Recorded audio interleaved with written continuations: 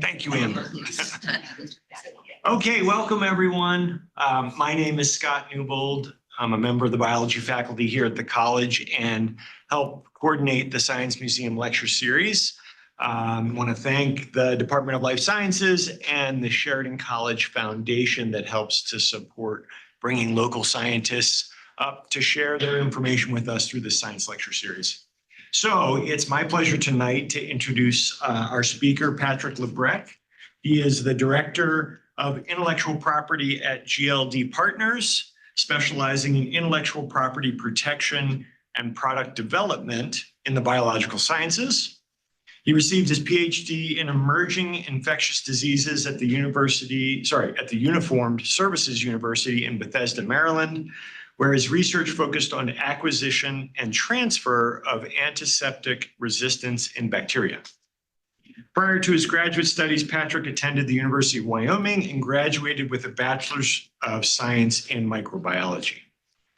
Tonight, he'll provide some information about the patent process and intellectual property in the biomedical sciences. Please help welcome Patrick tonight. All right. First, I'd like to applaud you to coming to an IP talk at 7 o'clock at night. So because this topic can be a little boring, I want to make this somewhat interactive. So if you have a question, raise your hand. We'll just work through it that way. I feel like that's the best way to keep people interested. And if you have a question, it's likely someone else is going to have a question. So just a short disclaimer here. These are my own opinions. This is not legal advice, and this does not reflect the view of my firm. So we'll go through a little bit about my background, and then we'll get into IP. We'll spend most of this talk going over patents. That's what the main focus of this is. And then we'll get into some patent adjacencies, so like freedom to operate, licenses, regulatory exclusivity, and touch on those subjects. If we have some extra time, we'll go through maybe an example of seeing where this is applicable. So as Scott mentioned, I did my undergraduate education at the University of Wyoming. I did a lot of different things there. I studied Eleophorus, it was a heartworm in moose. I went around and captured horseflies. I studied Gemata, which is a unique microbe. From there, I went to Uniformed Services University, where I obtained my PhD in Emerging Infectious Diseases. I looked at antiseptic resistance in Staph aureus. So they have these efflux pumps that are able to pump out antiseptics. And I looked at how those efflux pumps were transferred between different bugs. I decided I didn't want to stay in science, so I transferred to the IP field. I worked at Wilson Sonsini and Greenberg Traurig. These are two AM 100 law firms for 4 years as a patent agent. Really didn't want to continue to law school, but I was offered the opportunity to go to private equity.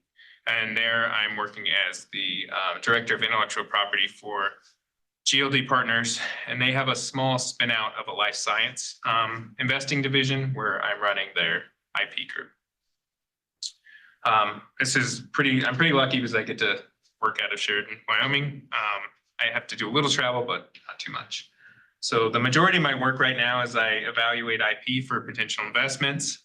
I look at prosecution of biotechnology patents, so I'm still involved in that. I manage a patent portfolio for our in-house companies. I also do landscape analysis to make sure that we have freedom to operate. So that makes sure that we don't, like if we're taking a product through development, there's not going to be a patent that's blocking us. I'm doing more preclinical and clinical study trial design as well. All right, so let's get into the interesting stuff. So most companies, all right, I guess before I start, this is taken from a biotech point of view, right? But this also applies to other technology companies if you're starting a new company. And you're going to have like a single product that you can patent, right? You're going to use a lot of different forms of IP. It's copyrights, trademarks, trade secrets. But when it comes to evaluating your company and where the money actually, or how much that company is actually worth. Well, biotech companies don't make money until, 5, 6 years down the road. So they're evaluating the company based on its patents, right? So you can register its name, try to keep trade secrets in-house, but it all comes down to the patents that you hold or the patents that you've filed. So some differences between trademarks, patents, and copyrights, right? Trademarks are a word, phrase, or design that identifies your goods. So if you look, I don't know, on your chapstick in your pocket, it'll have a little R by it, and that's a registered trademark. These are something that you can get from the United States Patent and Trademark Office. You apply and you can get your trademark. Think of like Coca-Cola as well, right? A patent, this is your technical innovation. So these are your drugs, your methods of treatment, maybe an engine, right? And then your copyright or intellectually created pieces of work. So if you're writing a novel, that's something that you can get a copyright on. Or maybe a drawing that you've made, you can get a copyright on that. So to put the patents into perspective for biotechnology, it's important to consider the Bayh-Dole Act. So this was passed back in 1980. So what happened before the Bayh-Dole Act was that there was patent clauses that required federal funding. So if you received federal funding and you were a university, when you use that federal funding to develop an invention, you had to assign that, so give all your rights back to the government. So the government ended up with all of these inventions that were just sitting on the shelf and they weren't further developing them. Because of this, they realized there's a huge issue here, right? So they passed the Bayh-Dole Act, and this allowed federal contractors, professors, or universities to retain ownership in their inventions. So then they were able to, market these technologies. So universities set up technology transfer offices, and then they could basically have a listing of the technologies that were invented at the university, and then a company could come and license those technologies and then develop them for research. So instead of just being stuck at the preclinical stage, you actually started advancing these technologies to phase 1, phase 2, and phase 3, and then eventually getting drug products. So this wasn't just applicable to universities, right? Federal agencies were also able to do this. So if you think of the NIH and NIAID, all the alphabet soups that have all the federal government funding, they have very large technology transfer offices. And companies can come in and license these technologies and then take them and advance them to develop drugs and therapeutics. Another thing I want to touch on is the American Invents Act. So we're not going to go into detail with this at all, but this changed the patent system in 2012, and it basically brought the US up to speed with what the rest of the world was doing. So it changed when filing dates were considered. It also changed some examination proceedings. I just wanted to touch base on it, but we won't go into details. All right. So if you remember anything, this one would be important to remember, right?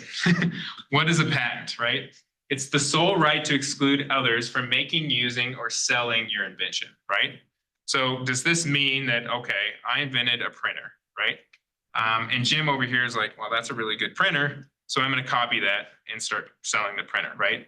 Is the government going to do anything if Jim copied your printer? No, they're not going to do anything. It's your right to exclude others from making that printer. So it's up to you to file an infringement lawsuit against Jim and then try to get damages recovered. But it gives you a 20-year term, right? So you basically have a monopoly on your product for 20 years to sell it and make money.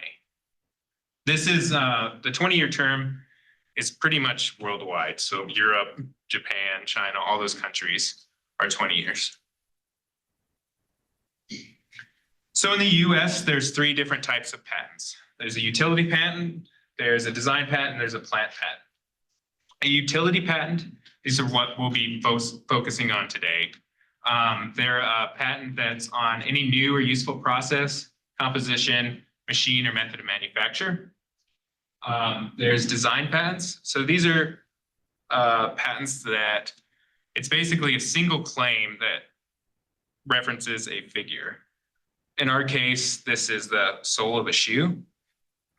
So you'll see Nike and Adidas make these design patent claims to the bottom of the shoe or to the side of a shoe, something like that. There are plant patents. We're not going to go into detail on these. There's also an international plant patent system, but it's a really small group at the USPTO. They grant patents on plants that have been discovered and asexually reproduced to a new variety of plant, right? And this new variety of plant expresses a set of single characteristics that are determined by its genetic background. However, it cannot be a tuber propagated plant, so you're thinking like potatoes, or it cannot be a plant found in an uncultivated state. You see a lot of agriculture companies also use utility patents because they can, patent the CRISPR technology that they use to make a variety plant. All right, so can you patent anything that is useful, right? So my example here is I was stuck with brown eyes.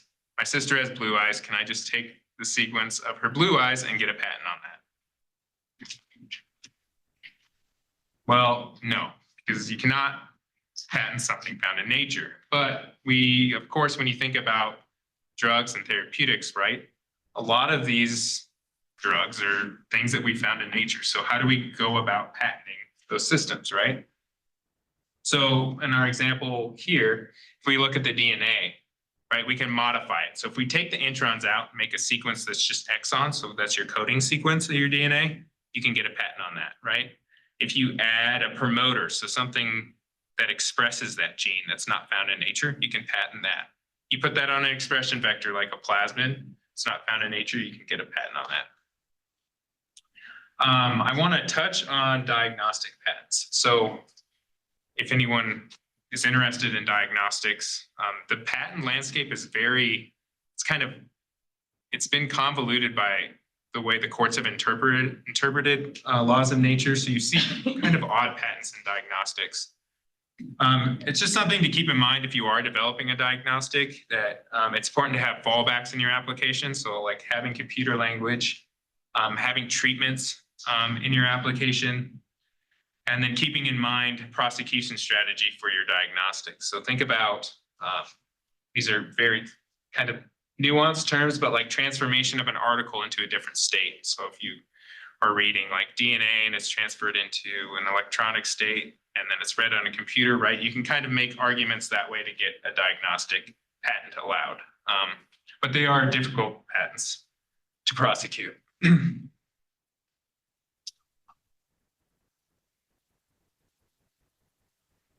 Okay, so how do you get a patent, right?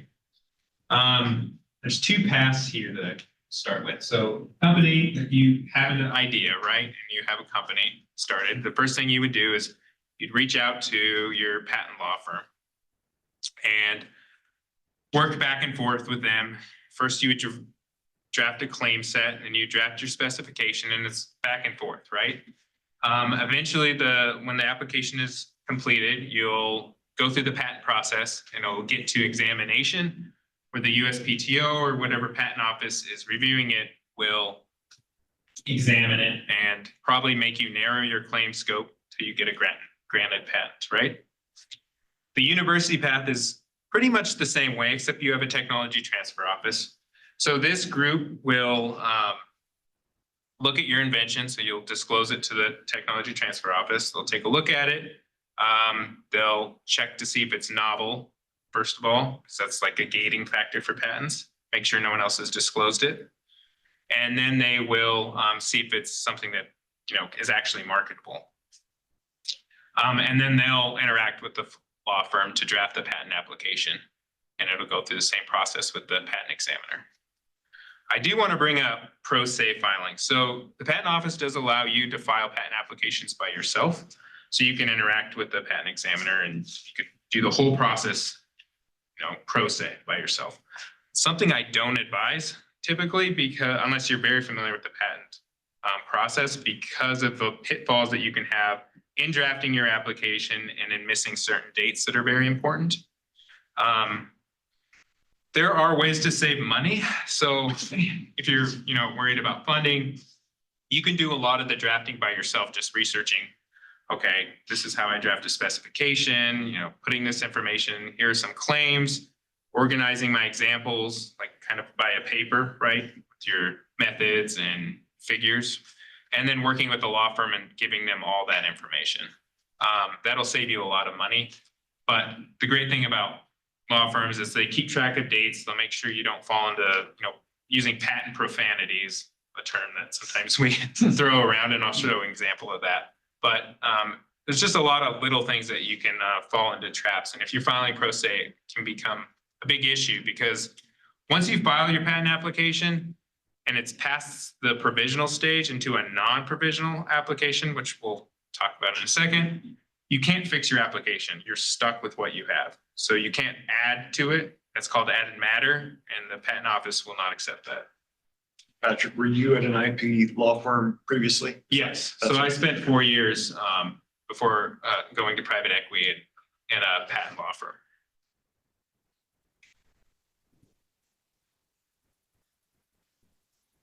So a little more on the technology transfer office.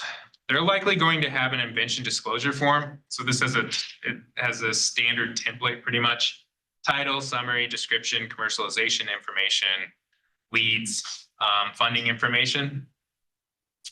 So when you're providing this information, if you're a professor, to your technology transfer office, you basically want to think about, okay, I'm pitching, right? This is a pitch to someone to take this technology and try to get a provisional filed.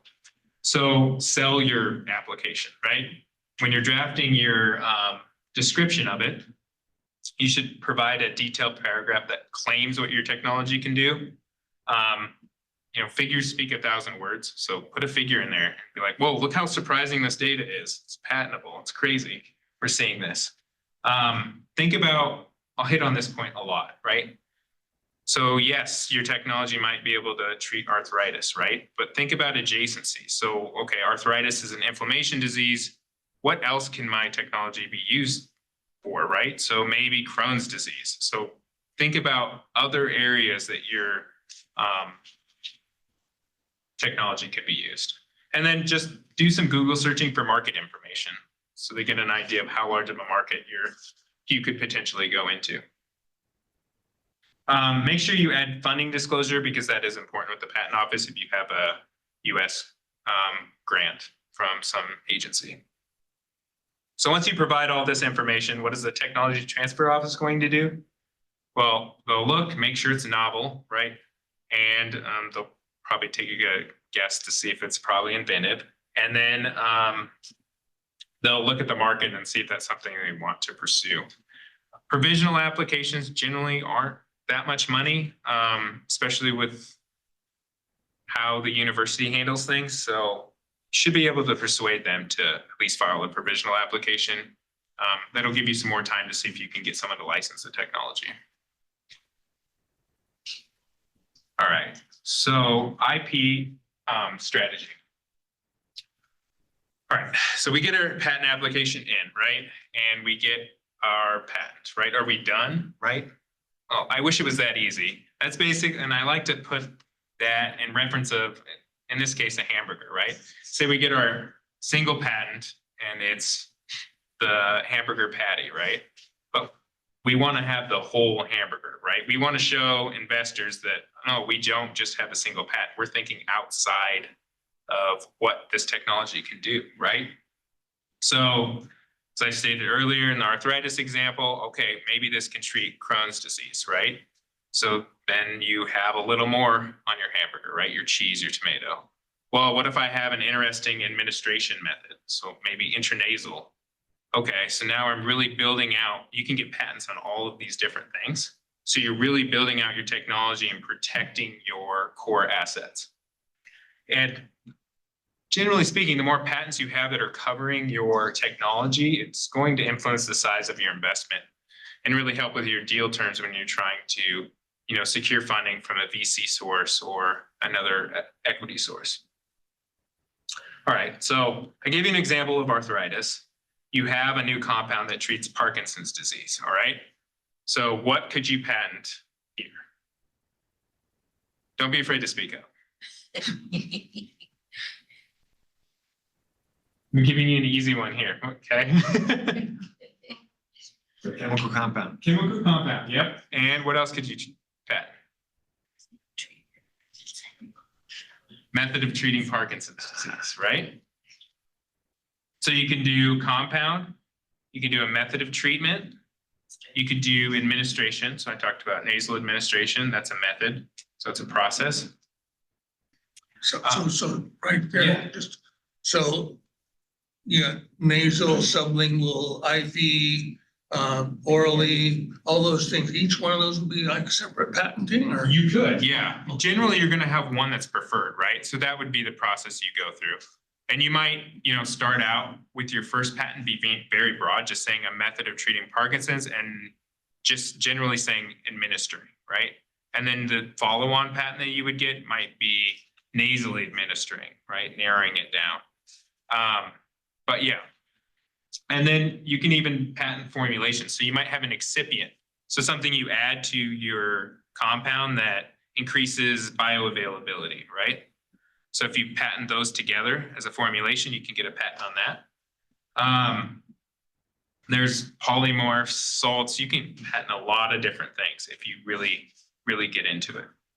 And a lot of these will come later, like, your polymorphs, little nuanced things will be patent applications you file much later to just extend life of your product.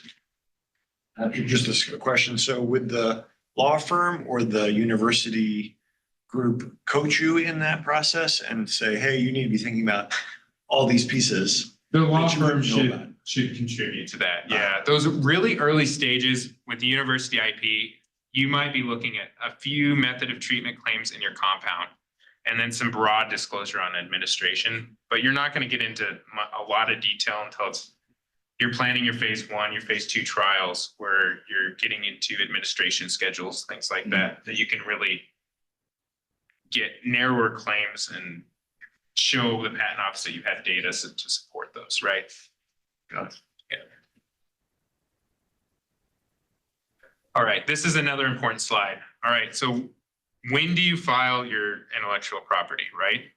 Because if you disclose it to the public, that counts as a public disclosure and that can hurt you down the road with the patent office. So you want to file your first application, which is a provisional application, before you make a public disclosure. And a public disclosure can be me speaking in front of all of you today if I was doing, a talk on science. It can be an abstract that you submit for a conference. It can be a paper or a poster that you present. So you want to file before those. It's also smart to have a provisional on file before you go into investor discussions. Investors are savvy, right? Even though you have an NDA place, a non-disclosure agreement, they can still, you might spark something in their mind that's already publicly available and they can go and pursue that elsewhere. So just keep that in mind, that it's important to file before you are having talks or you're going to have a public disclosure. Okay. In the situation, you say you have a poster and then 4 months later, you're like, oh my God, this compound could treat a certain type of cancer, right? And you don't realize it until you started doing experiments way later. Well, in the US, you have a little leeway. So if it's something that you disclosed, you have up to 1 year to file that application, and then that earlier disclosure won't count against you, right? If it's published by someone else, so say a competitor publishes it, and then you file your application, that competitor's publication about that disclosure, so that they published about that compound before you file the patent application, that can be used against you as a reference. And also outside the United States, a public disclosure is prior art if it's published by anyone, including yourself, before you file. So yes, you're safe in the US, but outside the US, so other countries, maybe not all of them, but most of them, it'll be prior art before if it's published by you or anyone else. Okay, so you've heard me use the term provisional, non-provisional. Let's go into exactly what I'm talking about, right? Okay, so a provisional application. This is going to be the first patent application that you would file. This is not examined and it's not published. It pins for 1 year. And this allows you during this year to do more research and build out that application. So you can have that first initial filing, and then maybe in 3 months, you do a few additional experiments. You're like, oh, it could work in this disease. So you can add that disclosure to your provisional filing, and you can keep building out that application for an entire year. When that year ends, you have to file something called a non-provisional application. So there's the typical route that people do, and that's what we use as our example here, is file a PCT application. So this is an international application, and this gives you basically another 18 months to try to get funding and try to further develop your compound by doing experiments that can be used in prosecution of your patent application. So the PCT application is examined, but it's not patented, right? So someone in the international office will take a look at it and say, oh, your claims are novel. You know, they might not be inventive. That's okay at this stage, but it's something that could be patented, right? You get a good idea that, okay, I'm on the right track, right? And that's really good to know at this stage, because if you drafted a claim and it wasn't novel and you found a reference, you might be like, oh, maybe I'm not going down the right path, right? After the PCT application, you have to nationalize your application. So that means you go into a bunch of different countries. So you would go into the US, you go into what other country makes sense for your technology. This is where it becomes, it is examined. So it's examined again by, in our case, the United States Patent and Trademark Office, goes back and forth with you. And then eventually, once you settle on claims that are allowable, it becomes a patent. You can also, this includes continuation applications, divisional applications, and other types of patent applications. But they're all just basically follow-ons from that initial application. It also includes international applications. So if you go into Europe, right, they have their own patenting system. So they're going to look at your technology and then do the exact same process, but you'll be working with a European patent examiner, and a European patent attorney will be the one who's helping you through that process. So the big question is cost, right? The patent system's set up to where costs grow exponentially over time. What's the rough cost of a provisional application, right? This is rough estimates. It really depends on your technology, but you're looking at probably $10,000 to $15,000 to file a provisional application. The PCT application costs about $4,000 in hard costs. And then if you're updating right before you file that application, you're looking at another $5,000, so probably $10,000 for your PCT. And then again, you have 18 months. So during this time, you can try to secure additional funding, because where your costs get significant is when you go into all these countries. Because if you have to go into Japan, you have to go into China, and these other countries where English is not the primary language, you have to pay translation fees to go into those countries. And then you're paying to prosecute in those countries, and also paying the foreign associates to handle those patents in those countries. So your costs just really grow exponentially. But like a good thing to know, in biotech at least, is if you're looking like to take a compound international, right? As long as you hit the US and Europe, that's 80% of the pharmaceutical market, right? You add Japan, that's another 10%. So you have 90% of the market with 3 countries. So yes, it's expensive, but you still are able to get, a large market share with just going into 3 countries. All right, so looking at this timeline in a little more detail. All right, so first we file our provisional application, right? 1 year later, you have to file a non-provisional. So this is when your patent clock starts. This is when the non-provisional is filed. So you have 20 years from the filing of your non-provisional for your patent expire, right? So in our case, we file a PCT because we want to have more time to get funding to eventually nationalize. 18 months after your PCT, you have to nationalize your application into specific foreign countries. So in our case, right, PCT, okay, boom. Nationalization date, we're going to go US, Europe, Japan, and China.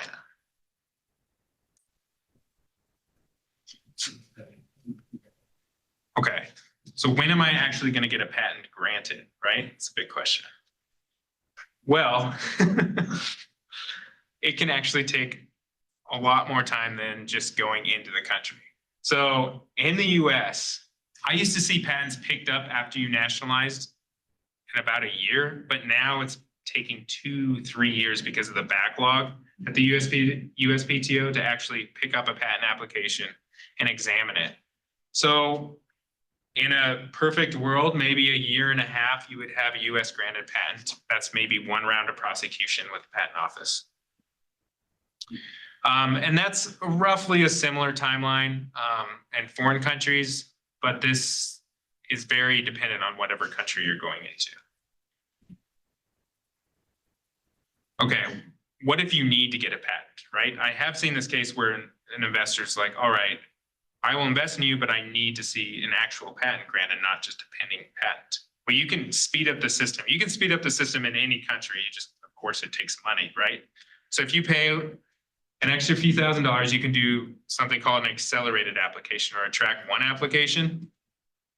And that'll speed up the process significantly. So in our case here, let's say you file a provisional, and then at the year date, when you have to file a non-provisional, you file a US application along with your PCT.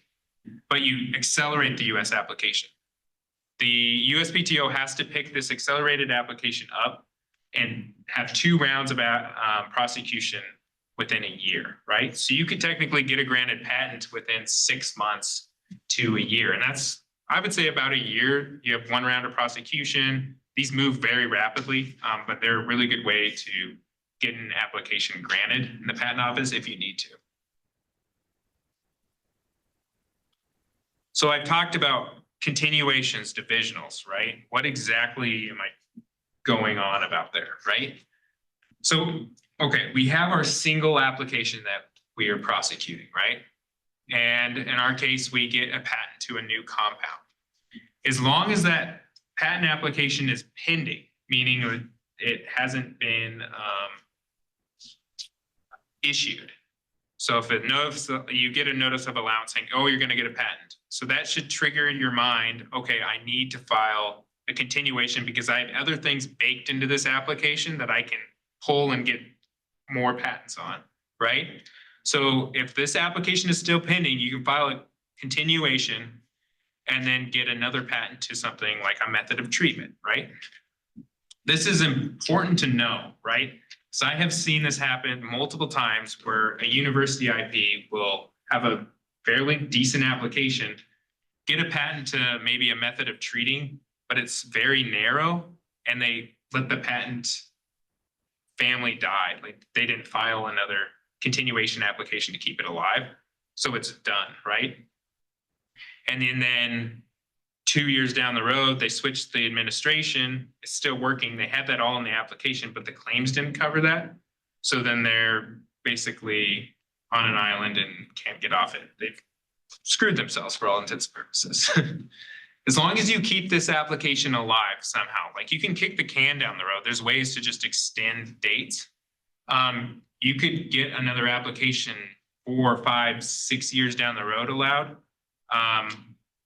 By getting to, maybe you figure out a formulation that you had in the application. You had maybe 20 excipients listed, and oh, this one works with our compound. It increases bioavailability. I have the data to show this. I've disclosed that possible combination in the application. If I don't have data, you can show the patent office, hey, look, the application has this. I have data to support it. I can get further on patent much later down the road.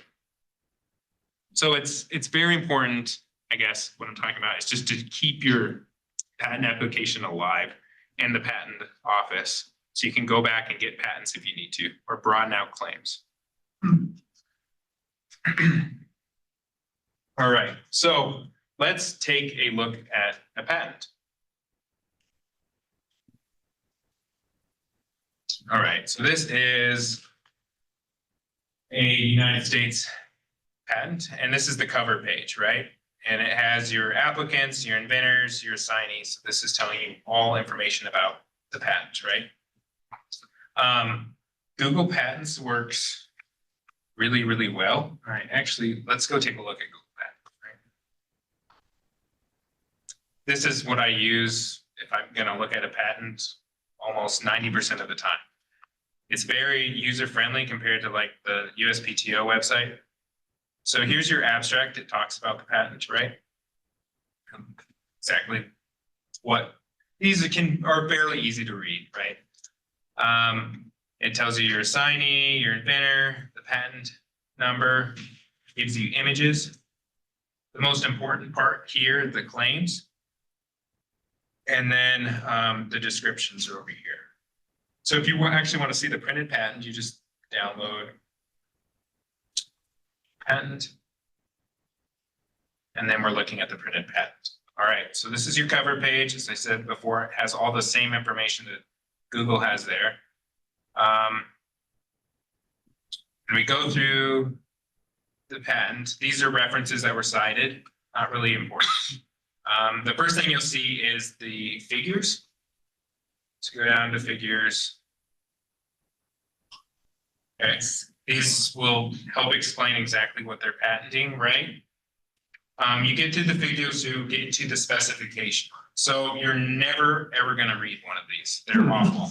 I guess if you wanted to torture someone, you could have them sit and read a patent specification. But if you wanted to know what they actually disclosed in this, you would use Control F and just search for your terms in Google, and that's the best way to go through a patent specification. So here's your specification, and it's just jumble, right? And then we go through all the way to the end. At the bottom of the patent specification, you'll have your examples that can be sometimes important to look at. But at the end of this entire 111-page document are your claims. That's the most important part of the patent, right? This is what the patent is covering, right? So in our case here, this is an engineered composition for in vivo genome editing in a multicellular organism. So it's a composition claim comprising at least 2 CRISPR-Cas system guides. And then it goes on to further explain what these CRISPR guides, limitations around this CRISPR guide system. And then you have dependent claims that further limit the scope of that independent claim, which is claim 1, right? And you can look at all the different claims that they have. They snuck in another independent claim here at claim 21. And you can tell the difference between an independent claim and a dependent claim by looking at the first term. So an would be a independent claim. If it starts with the, would be a dependent claim. So let's go back. Okay.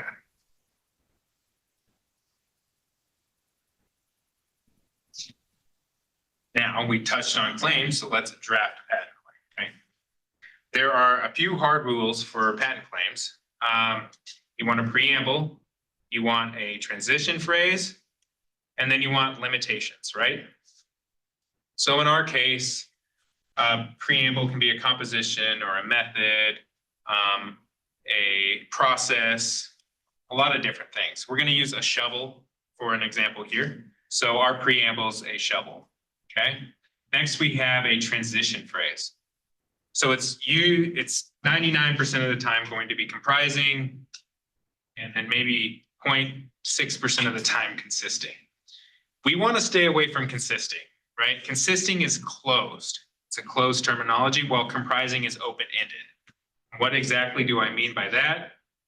If we look at limitations, okay, so a shovel comprising a handle. So as I said, comprising is open-ended, meaning it includes other things that aren't called out in the claim. So if I say a shovel comprising a handle, I haven't said that the shovel has a spade, but since comprising is open-ended, it can include that spade, right? Now, if I said a shovel consisting of a handle, put a period, and that was my claim, the entire claim would cover a handle. That's what the shovel, that's all that can be in that claim, right? So antecedent basis. Well, yeah, so consisting can sometimes be profanity if it's used inadvertently. And most of the time, you're not going to write a claim with consisting. I can think of one time in the 100 or so patent applications I've drafted that I've used the term consistent. Antecedent basis. So this is another thing that has to happen in claims. So when a term is introduced, you have to use a, and then when you refer to it again, you either use said or the. So that is a way to organize these very long claims that can run, you know, multiple lines. So in our case here, a shovel. So this is the first time I'm introducing a shovel, comprising a handle. First time I've introduced a handle. We're in the handle, so now, right, I've introduced it the second time. So I'm referring back to this first handle. Wherein the handle comprises a wood, wherein the wood, referring back to this wood, is an apple wood. So that's why these claims are written, you know, kind of oddly when you read them.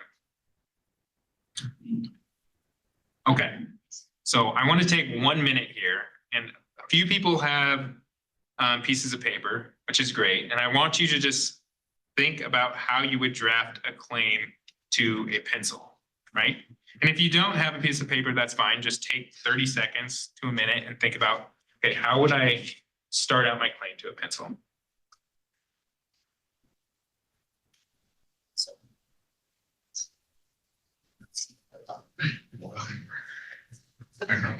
Eraser, graphite.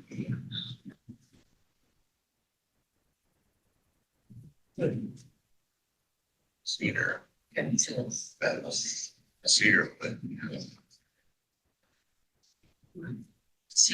Cedar. An eraser, rubber, and sterilization.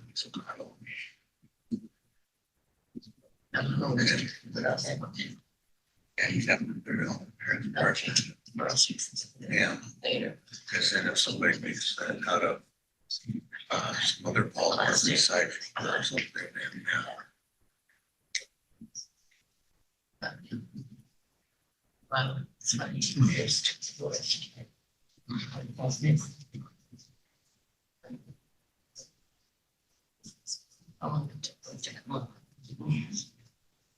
Why did you know? hundreds of years of experience.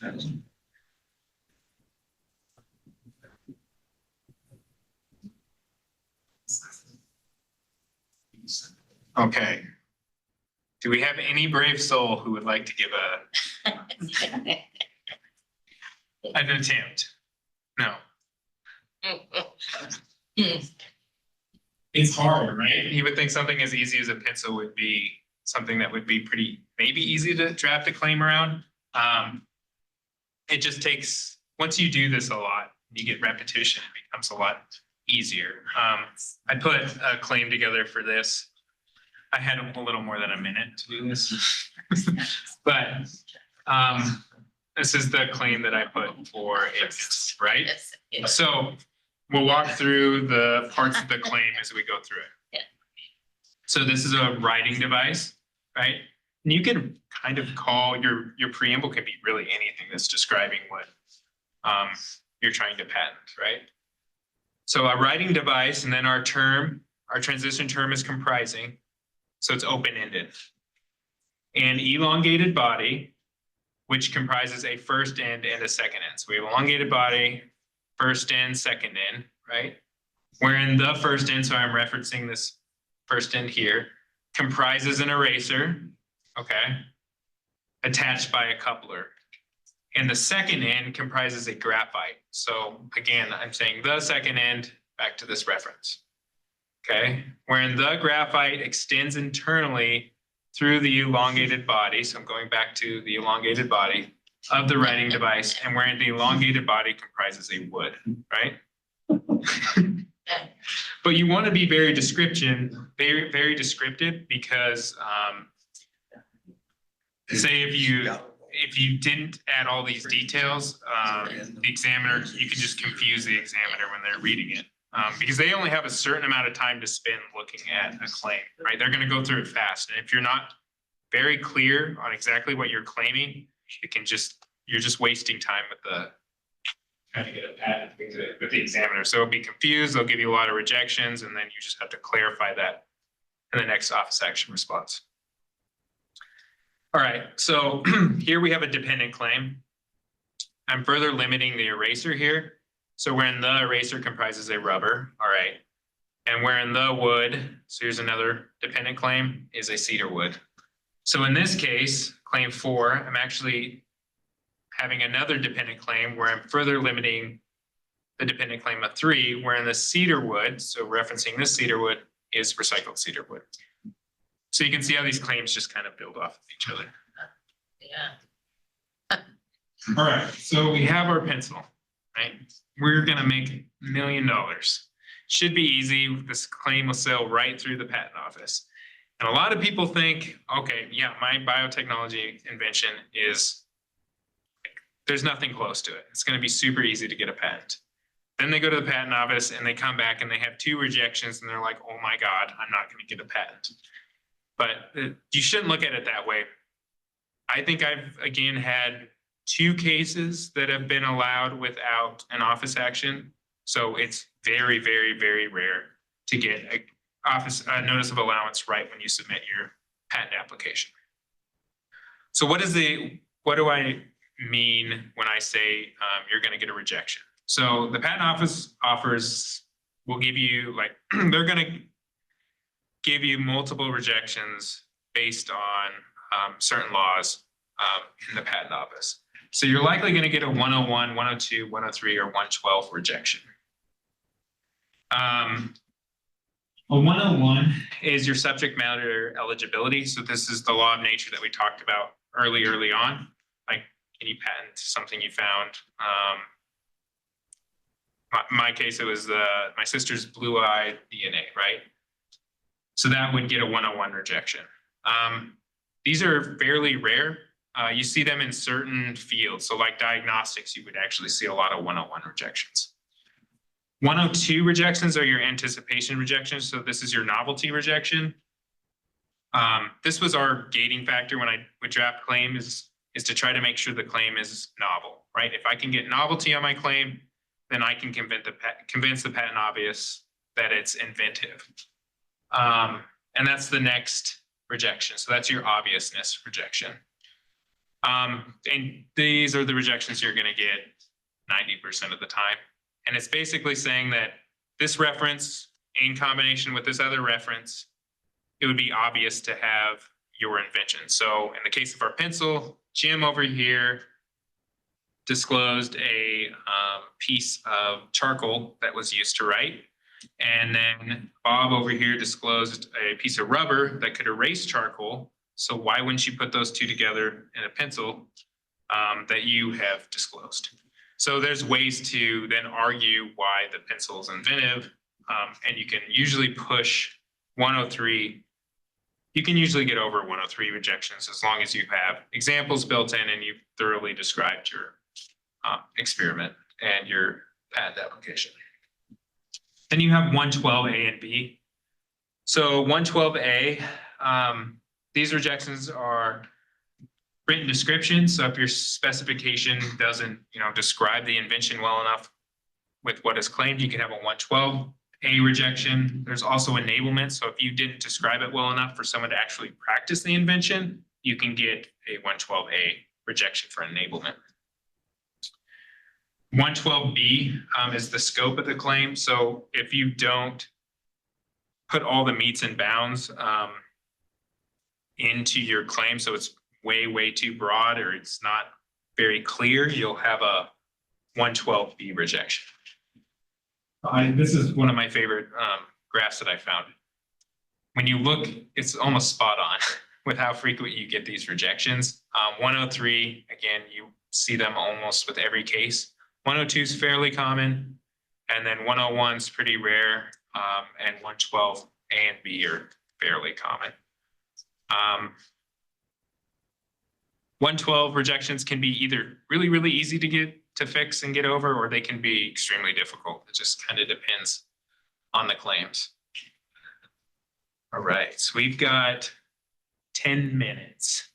I think I'll go through this pretty quickly, but we got through the main gist of patents. But let's talk about some patent adjacencies, right? So what do you need to worry about during the patent application process? The big thing is patent ownership, right? You would think this would be pretty straightforward. So if you file a patent in the United States, whoever invented initially, so your inventors on that application, those are the people who have ownership. Now, if you're a company, you have employment agreements in place that should, automatically assign that invention to your employer. So it's important to have those if you are an employer. But you also have an assignment that you'll want the inventor to fill out that confirms it, being assigned to the company or maybe the university. And then they have to sign it and it's submitted. It's fairly straightforward, but it's something you definitely need to consider, because if you have, an inventor that wasn't obligated to assign and then you get into a disagreement, it can be a mess to try to get ownership figured out for a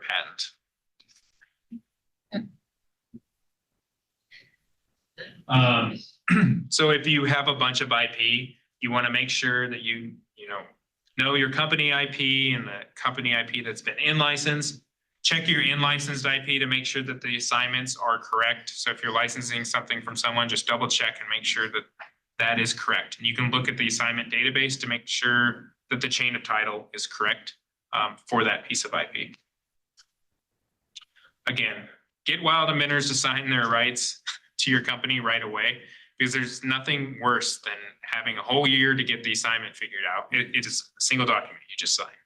But then it comes to the time when you have to nationalize the application, the assignment's not complete, and then it just costs more money to try to fix the problem when it could have been avoided initially. Licenses. So this is a huge topic. You could have like 4 talks on just licenses, but it's extremely important, right? You need to consider a lot of things when you're looking at a license. So this is an option to acquire technology from someone who's developed it, and then you're going to take it on further, right? When you get a license, you're going to either have an exclusive license or a non-exclusive license. So if you have an exclusive license, that means you have all the rights in that invention to develop it, and they won't license it to anyone else. If you have a non-exclusive license, that means they can license it to not only you, but maybe your competitor or to someone else. There's a lot of things that go into a license. So like field, right? Are you getting an exclusive license to a single field, maybe humans, but could that technology also be used in veterinary applications? So do you want all fields instead of just humans? Geography is important. Is it a worldwide license, or is it limited to just the United States? Or else? Economics. So you're going to have milestone payments in that license. So maybe if you license something from a university, say you're a company, you'll have milestone payments probably at phase 1, phase 2, phase 3 of the clinical development. So phase 1, you'll owe the university $20,000. Phase 2, you'll owe them $50,000, right? You just need to understand that to make sure the milestones fit in with your business plan. And freedom to operate. So we'll just touch base on this really fast and then we'll take questions. So this is a term that is occasionally brought up. What exactly does it mean? It's also called an FTO. So this is a legal analysis, and so that means you need an attorney. They're expensive. They can be $20,000. I said 40 here. That's a rough estimate, but I've seen these go for hundreds of $1,000s when they're looking at big deals.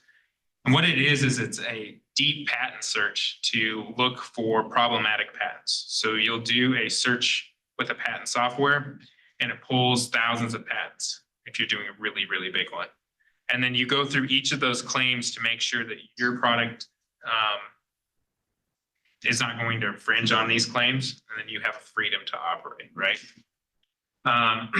It identifies potential patents that may be a barrier, and then there's ways to get around those patents. You can do it legal ways, so you can, have an opinion drafted by an attorney, or you can, if it's something that's owned by a university, you might even be able to license it. So there's business strategies to get around it.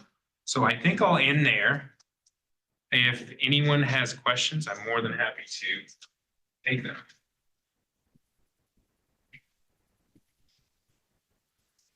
Yeah.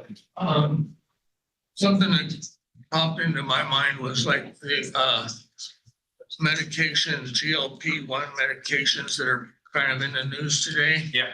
And in the past, I always see a medication that's like, say, just a brand, Vicodin or whatever, and then there's a generic one for it that comes later on.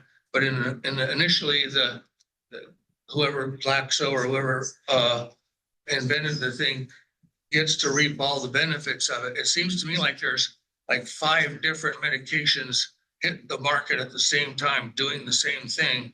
Yeah. Yeah. Can you explain how that works, please? Yeah. So in the case of your GLP-1, right, they all have slightly different molecules. So they all have patents to these different active agents. The compound. The compound is slightly different between all of them. So their patent terms are vary. So some of them are expiring, 2030s, and some of them are going to expire really soon. And then you'll have generics enter the market right after their patent coverage ends. Yeah. So if whoever initially developed that was really on the ball, they could have looked at every single similar compound that might work the same way and included that in their provisional and maybe reaped a lot more money. Yeah, they could have. GLP-1 is not probably the best example for that because they're really complicated molecules. It's like a very 40 amino acid peptide or something like that. But if it was a simple compound, exactly, yeah, they could have built their patent strategy could have been defensive. So even if they weren't going to pursue those molecules, they could have disclosed them, which would have made it a lot harder for the other groups to develop that molecule. Yeah.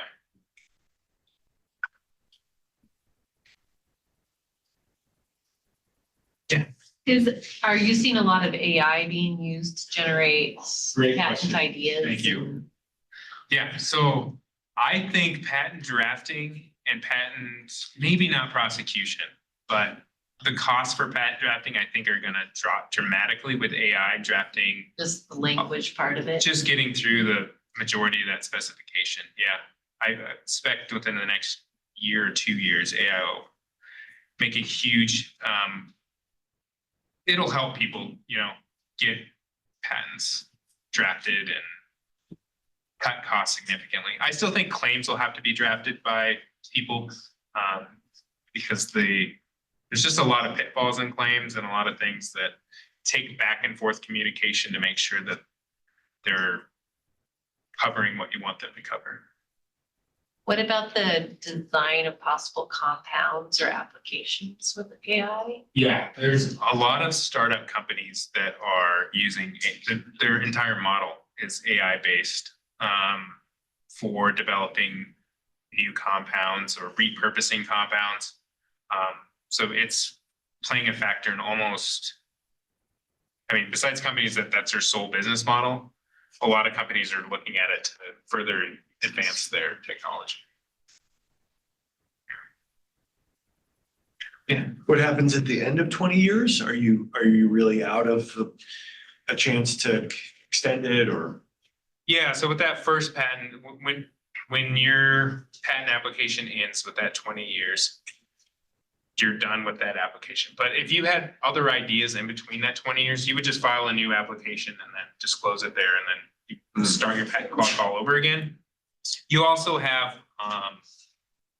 patent term extension and adjustments. So like if the patent office takes forever right? But they're doing now to get to your patent application, they actually add time to the end, so you get a little extra.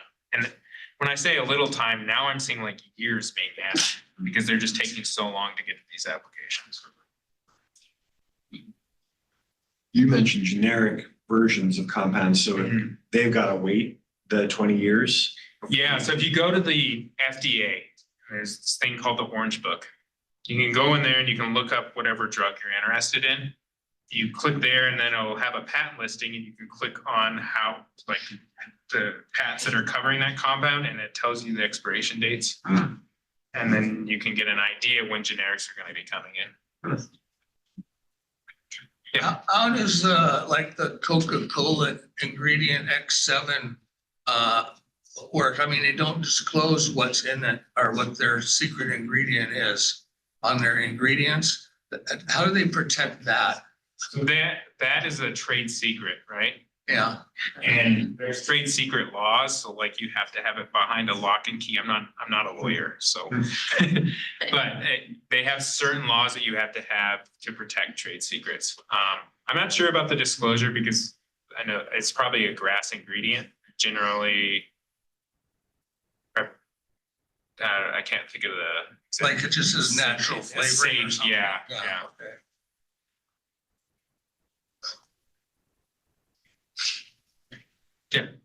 This is just something that struck me along the way. So if you're a naive green person trying to approach a patent, I found CRISPR or something as exciting as that, but I don't really know what I'm doing and I don't have someone coaching me well. Are there, this is not the right word, but clever, nefarious people waiting for me to file a very wimpy, skinny, narrow thing? And there's a way to search what's going on and capitalize on all the adjacencies that could go with it? Is that happening? Yeah, I wouldn't say people are out there just looking at patents. Okay. Because there's just too many that are filed and they take forever to publish. So you have like 18 months before they publish. Before anybody's aware of it. Yeah. From your provisional filing. Got it. So maybe, but they would have to know about you ahead of time, right? Like it's usually rival companies that are paying attention to what that other company's doing, right? What did they file on? And where are they progressing? Where are they going to go next? But for, startup, and if you're in a relatively new space, Small niche, no one's going to really be looking. Got it. Thanks. Yeah. Other questions? So how many patents would, like one compound, how many, on an average, how many patents is included? And when they all have that same 20-year time frame on them? Yeah, so if you filed that patent application on that first compound and maybe you disclosed 7 others, right? Yeah, And you decided to pursue those seven other compounds in continuation applications, as long as they stem from that original application, they would all end at that same time. okay, yeah. When that first non-provisional was filed, that's your 20-year clock. Included. Okay. Wow. I got one more thing. I noticed I take a medication and I don't know what the patent status is on it, but I noticed that like probably the original producer has one type of a dispenser. It's an inhaler. And I think that the inhaler is patented as well. Yeah, that's. So then when I get a different brand, it comes with a completely different inhaler that makes a completely different method of operation Yep. to use. So each one of those companies has patented their own administering device then or something. Exactly, that's common strategy. Or they would have licensed that inhaler device from someone. So maybe the inhaler device, is owned by a totally different company, but they have rights to use it. Okay. So that's a way to extend your product, your patent life on your product. I've got one more random one. Yeah. So internationally, you've got something that's in Japan and that's being used there. Who is keeping track of violations, or someone is, if it's up to you, that's what it sounded like in the very Yeah. beginning, you have to police it. can you hire people to police it, or do you, I mean, if you're really worried about it? Yeah, I mean, if your product is big enough to like really being policed, you're gonna know, right? You're gonna hear from your people in marketing, Okay. compound that there's someone copying it, right? That's like the example with like the online telehealth, right? Hmm. They were marketing those patented compounds, but they were allowed to because the FDA had a shortage on them. But once they took them off that shortage list, those big pharma went after those compounded pharmacies and said, you can't sell this. So that's been in the news recently. Okay. Yeah. All right, any other questions for Patrick? Lost part of our crowd. Thank you so much. Thank you.